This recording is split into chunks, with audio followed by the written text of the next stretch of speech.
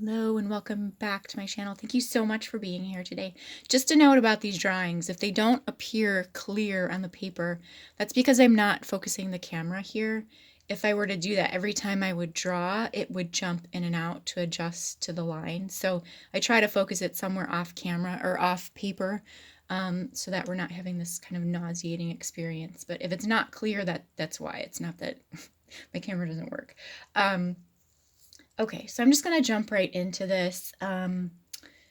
What's been coming up very strongly for me today, and due to some clearings and awarenesses and this whole kind of deluge of information that has been coming forward to me. I had taken some time off, and I'm glad I did, because this is apparently what needed to kind of break through. I want to talk about, oh wow, okay, this hive energy within the divine feminine ranges. And it's insane because as I start to feel into it, this explains so much of the twin flame dynamics where we get so confused, because I'm starting to feel this into the heart space. But as I start to look at it, it all looks very divine masculine. So what I'm seeing overall is that these hive mother, hive feminine energies are coming in, and they are appearing to be the divine masculine twin. It's like this overlay in through the field. So this is what's causing so much confusion when we're saying, is this me? Is this him? And then we try to connect and figure things out, and it may not be exactly as we're feeling it to be. Yes, we might be picking up underneath on some things that are going on, but overall, this fog, this density, this layer is very much coming from, it is a hive in the sense that I see a major divine feminine, and then it's like she comes in. Okay, so I was working with someone else who was kind of adding to some pointers about all of this, and I do see this as this, it is this matriarchal monarch energy, because as she comes in, it's as if she comes in with this huge cloak, and then she has all of these other minor energies around her carrying in, like holding on to the edges of her cloak. So she kind of flies in and places this something right over the divine feminine heart, which, you know, anytime we talk about twin flame, it's that we feel stuck, we feel tied to them, we think it's love, we think it's within the heart space, and we're stuck like for all eternity in this energy. I know there are people who have said, oh yeah, I just, like, he wasn't coming forward, I broke it off, da da da da da. I don't think those are true twin flames. I don't think you're capable of, this is infecting the entire field of twin flame dynamics. So yes, here and there may be some people who have not gotten caught up in this, but I think that for the most part, most individuals who hold these true twin flame designations would be under this cloak, right? It's this disguise. And so where I start to also feel this, if we kind of ignore this hive mother here, I start to feel this through, so obviously through the heart, but it comes down into the base of this like bottom rib here. And then also into, we can feel this like in the, into the coccyx, but it's like the left into the pelvis, as deep as you could go into the base of the bone here. This is where I'm feeling it here, connecting in. So it's all the way into this root structure. And this here within the rib, okay, yeah, it connects into like this solar plexus area, the top of the belly here, right underneath the ribs. And then this is where we start to feel it into this base. Which makes sense to me because someone pointed out to me that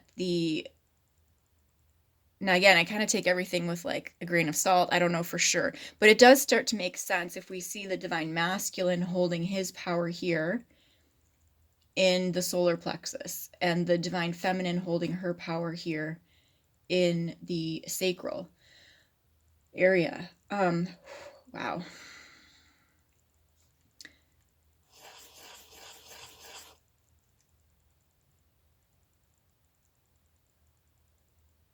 It's this power center.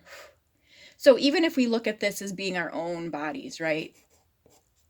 This here, we combine the two.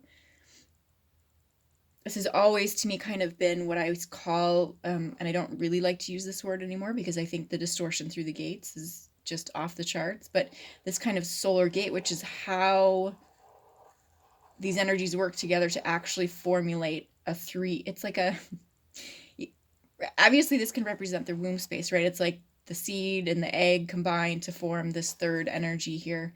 But it's almost like a, when I think of bringing physical things like that are not human born, right? It's like not human, but it's, but I'm saying, material things. It's like my mind just goes to like the 3D printer, right? It's like this is this printing space through which we will eject this physical object. So very potent what's happening right here. I know I've been working on a lot of clearing in this space for the divine feminine through the lower hips, the joints of the leg. Of course, I know I read something also that, Capricorn energy is very much about bones, hips, joints, this kind of thing, teeth, the density, the densest levels of form within the body right now, which is what we're going through and why everyone is feeling so pretty awful. Um, okay, so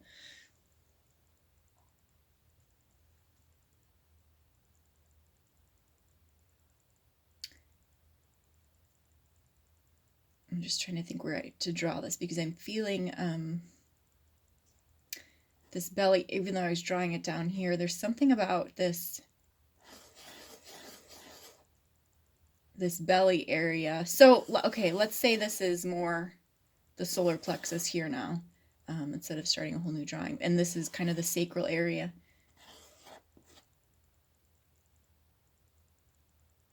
And now actually I feel I'm very much talking about combined masculine feminine energy within one field and yet of two conversions. So again, my sketches can be very abstract because I'm detailing the underlying energy, what is beneath the story. And so a lot of times I know it's not very kind of concise or precise in the sense of, okay, it's this being affecting that and this energy affecting that, because it can be through so many different dimensions and timelines and things like this that we have experienced it. But whatever fits for you, whatever you're kind of resonating with, to take this into your field and see, and perhaps later things will come up as well. I know, again, it's a bit abstract. It's like, well, now how does this all fit in here? Well, it's because of the different ranges that we're working with simultaneously. So if we look at this as being like this belly or this solar plexus area, okay, with this, and this feels very, okay, divine masculine to me because we're talking about the energy center.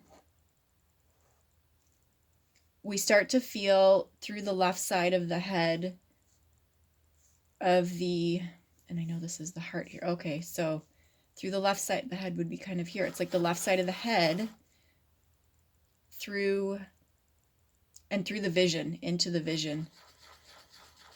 There is confusion, there's fog, there is, and this is where this cloak of this hive starts to come in. It's like as soon as you feel this confusion coming in, forget it. You're in the hive energy. And there's really no way out. And I have felt this so many times. It's like, why am I feeling the weight? It is almost like a cloak that comes over you, this heaviness. Why am I feeling the weight of this twin, of this other, and I cannot get out from underneath it? And what has become so apparent to me recently is that a lot of these groups, a lot of these healers who claim to be twin flame, this or that, what they're really perpetuating is this divine feminine hive. Now, this also goes back to, I had talked about the Dark Mother. And there's a lot playing out here within, we can see it within our own lineage, within our own families, how this affects into this as well.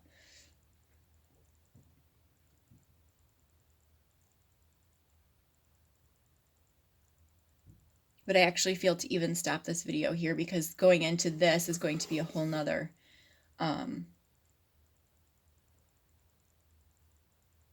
range. It's funny, I just see everything as cutscenes now, thanks to my children. Anyway, okay, so I'm going to pause this here and move on to another video to go into this a little bit more deeply. So if this is where we part ways today, thank you so much for stopping in. I hope you have a wonderful rest of your day. We will talk soon. Take good care.